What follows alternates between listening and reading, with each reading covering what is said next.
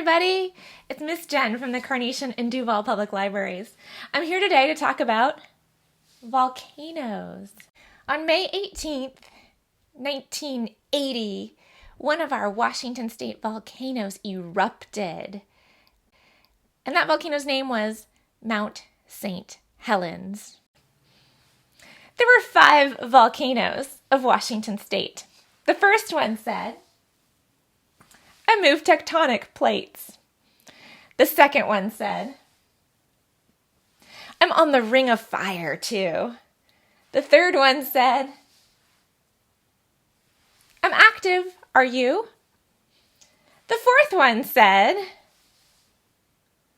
"My glaciers move real slow." And the fifth one said, "Oh no, I'm gonna blow!" Now this rhyme has some great vocabulary words like tectonic plates, ring of fire, active, volcano, and glacier. I encourage you to spend some time learning about these science words. And additionally, there's nothing better than learning hands-on. So I encourage you all to take your kids on a hike this summer and visit one of our 5 Washington State volcanoes.